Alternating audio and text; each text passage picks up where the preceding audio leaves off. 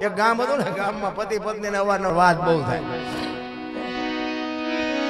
ઓલો જાણ છે ને બેન ને એમને અવારનવાર કીધા કરે એ કે અમે ગમે એમ તો જાણ કહેવાય, તમારી કે બુદ્ધિ પાણી હુધી હોય ને ફલાણો ઢોકળો.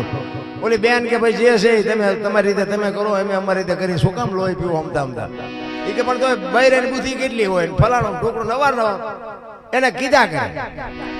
એટલે બેને વિચાર કર્યો કે આને કંઈક ચમત્કાર દેખાડવો પડે કે આખી જિંદગી જીવીસતા હોય લોહી પીશે.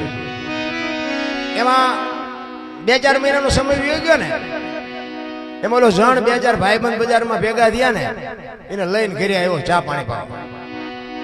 એટલે ઘરવાળાએ આમ બેન બેઠા હતા ઓસરીમાં ને આમ ડેલામાં ગયા 4-5 જણ ને એ ભાઈ ને.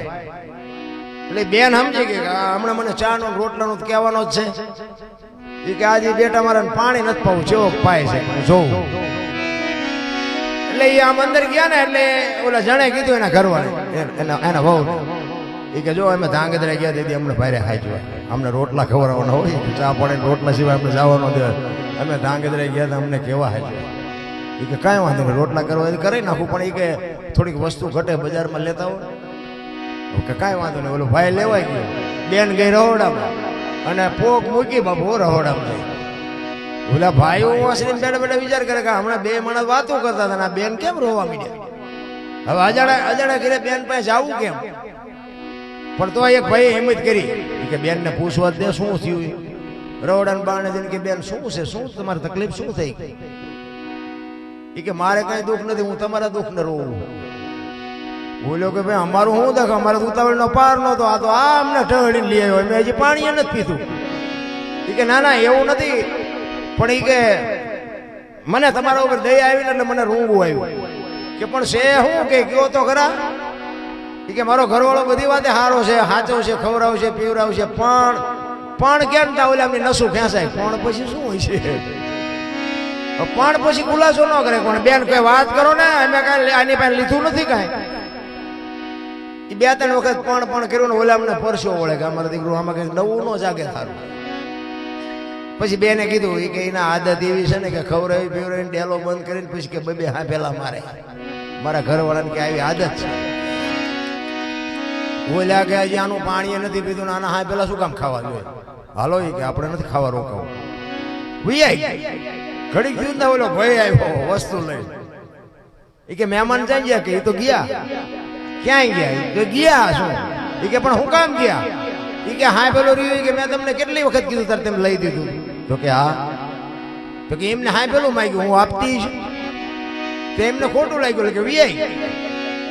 એ કે અરે તારી ભલે જાય તારી, આ 3 રૂપિયા હા પેલા મારે લાખ રૂપિયાના મહેમાન ને દેતા ગયા. લાય હા પેલું લાય, હા પેલું લાય.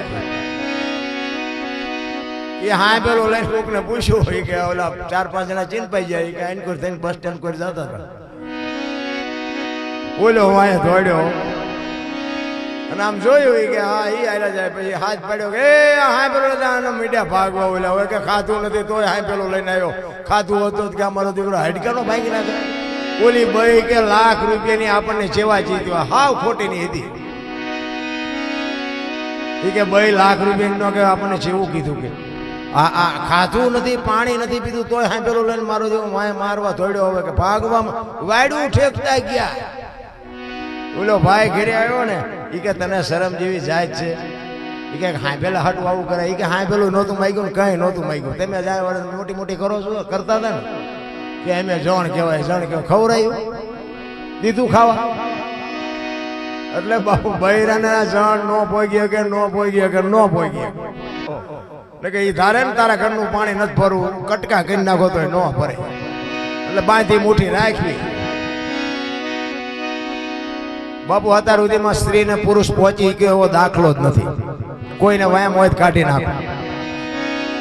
એ સ્ત્રીની બાપુ એ મર્યાદા છે, એ તમારી શક્તિ છે, અને એ તમારી એક મર્યાદા જાળવીને તમારું સહન કરે છે. બાકી જો શેડો પાડીને હાલતા થઈ જાય ફરીને મેળ નહીં પડે. એટલે ઘરની વાત ઘરમાં રાખવી.